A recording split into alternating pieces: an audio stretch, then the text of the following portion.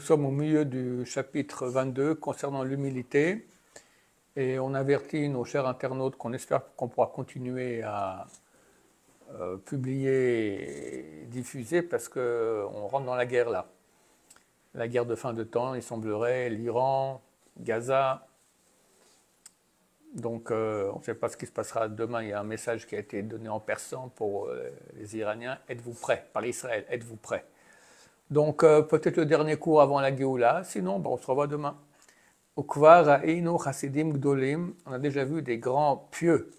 Shenenshu asher ziku tova latzmam im kol chasidutam. Ils ont été punis parce que ziku tova, ça veut dire littéralement ils ont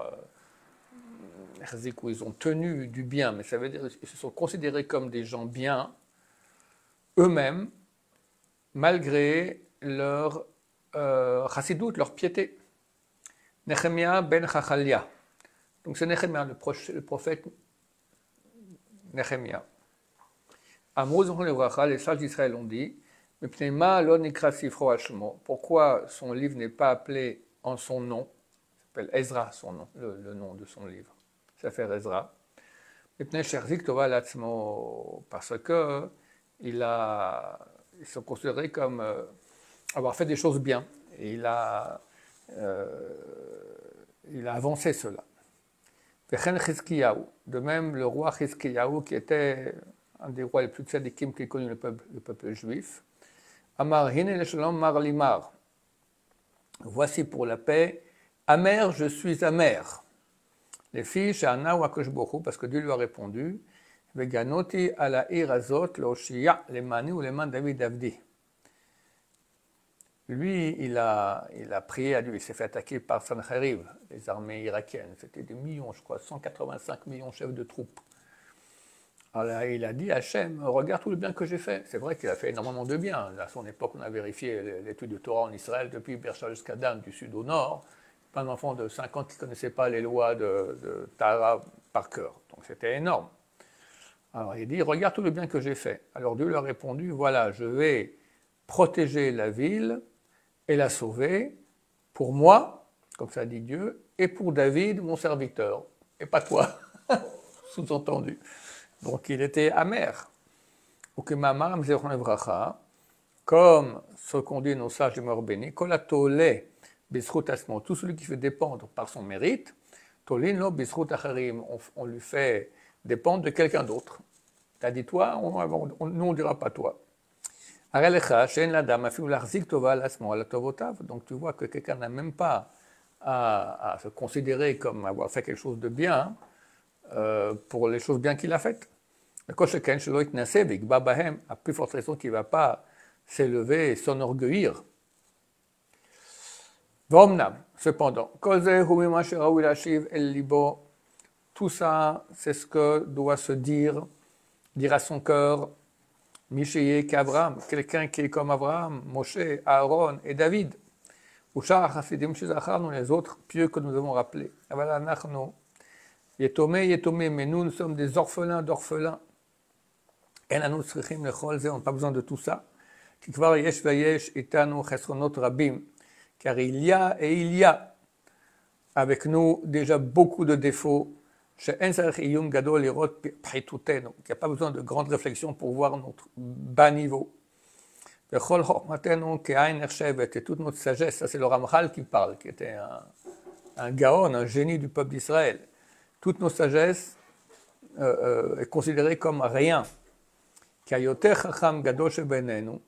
le plus grand sage qu'il y a parmi nous,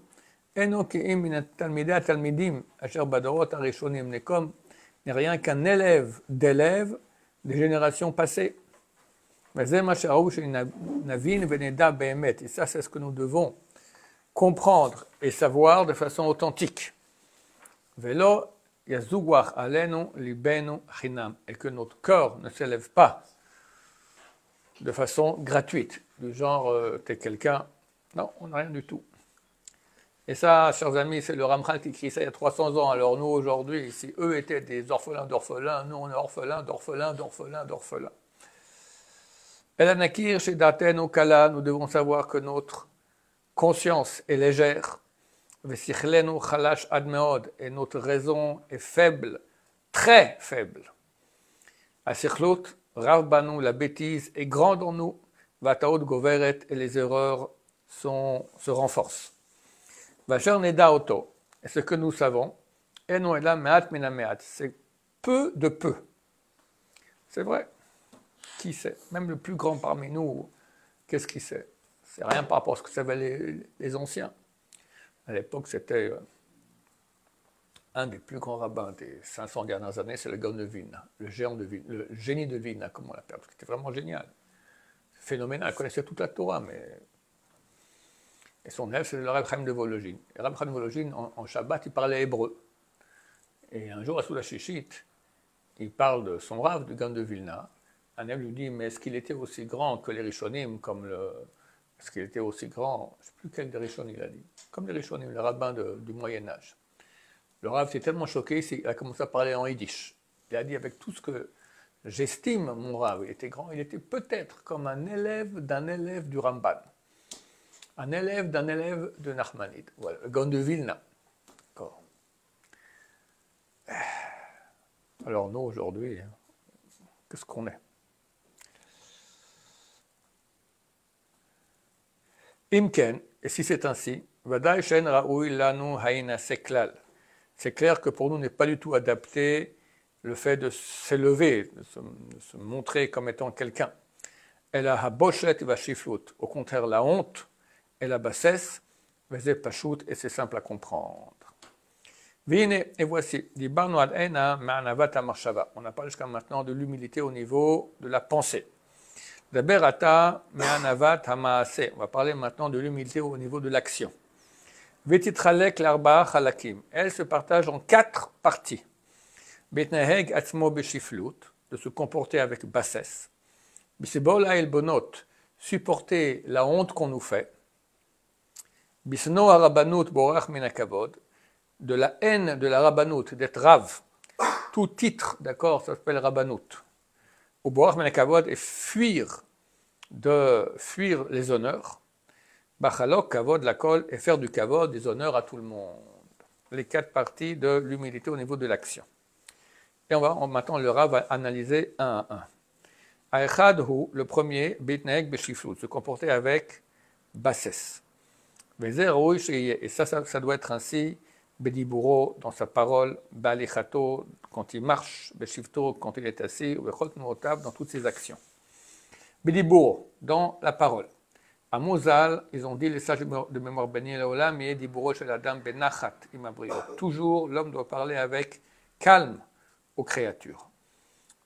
Bon, un homme normal, il parle calmement avec les gens. Mais est-ce qu'il parle comme ça avec sa femme? Est-ce qu'il parle comme ça avec ses enfants?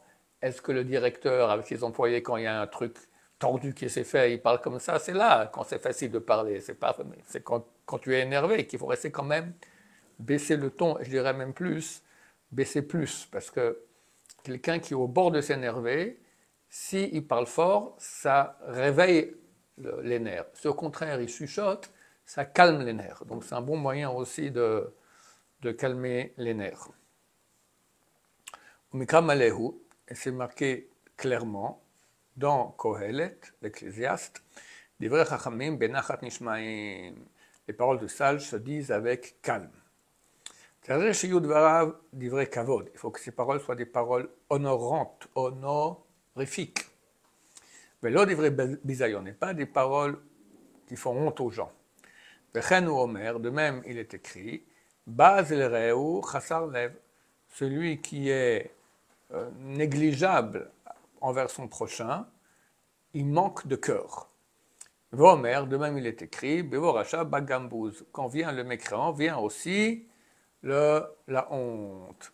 On verra la suite la prochaine fois, Bineder, si les moyens technologiques nous permettront de le faire dans une situation de guerre. Baruch Adonai, l'olam, amen va amen.